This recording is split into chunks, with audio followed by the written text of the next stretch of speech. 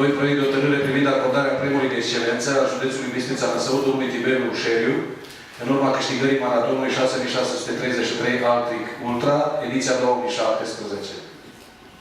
Conform regulamentului privind criteriile de acordare a unor premii și recompense financiare, Comisia de Nominalizare și Acordare a Premiilor înaintează propuneri. Vă rog să faceți propunerea doamna Maria Ulecan, membru acestei Comisii de Nominalizare și Acordare a Premiilor. A aprobat premierea domnului Tiberiu Ușeriu cu suma brută de 29.762. Opinia mea, suma nu este rezonabilă. Trebuia dat mai mult pentru că numai înscrierea la concursul ăsta costă 3.000 de euro. Dar probabil că o să spuneți iar că atâta ne-am făcut permite. Rugămintea mea este să aveți în vedere că avem un campion mondial în județ, în persoana preotului romano-catolic Ișmael de la Rodnă, care, datorită faptului că sportul concurs cu aturaje canine nu e recunoscut în România, a trebuit să candideze pentru Ungaria. Dacă am găsit soluții să premiem, probabil că vom vedea steagul românesc pe podium la viitorul campionat mondial. Mulțumesc. Sunt de acord cu dumneavoastră, domnule consilier, că ceea ce a făcut Tiberiu Ușeriu merita cu mult mai mult. Sunt și voci care spun că am acordat prea mult. De fiecare dată o să fie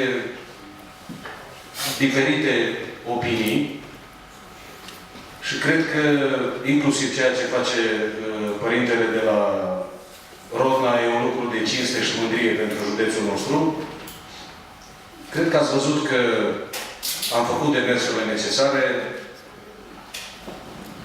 L-am trimis împreună cu domnul deputat Suciu și la Ministerul Tineretului și Sportului, care s-a angajat că într-un termen rezonabil va face toate demersurile ca acest sport să fie recunoscut și în România și părintele să nu mai fie pus în situația să se prezinte la concurs reprezentând o altă țară. O să-i rog pe colegii mei din aparatul de specialitate să analizeze posibilitatea de a recompensa și această performanță extraordinară. Dacă legislația ne permite acest lucru, vă asigur că voi face și această propunere. Dacă nu, sper ca, într-un termen rezonabil, acest sport să fie recunoscut și în România și părintele să poată să participe la următoarele competiții reprezentând statul român. Și eu mi-aș fi dorit să îi dau 100.000 de euro la domnul Ușeriu. În urma analizelor făcute cu colegii mei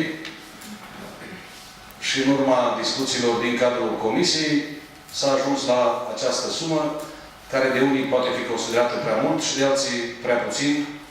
E un gest pe care Consiliul Județean îl face ca o recompensă a eforturilor acestui om extraordinar, care eu cred că e mai mult decât un campion, e un om care inspiră, e un om care reușește să adune în jurul lui și care și are și un istoric extrem de interesant.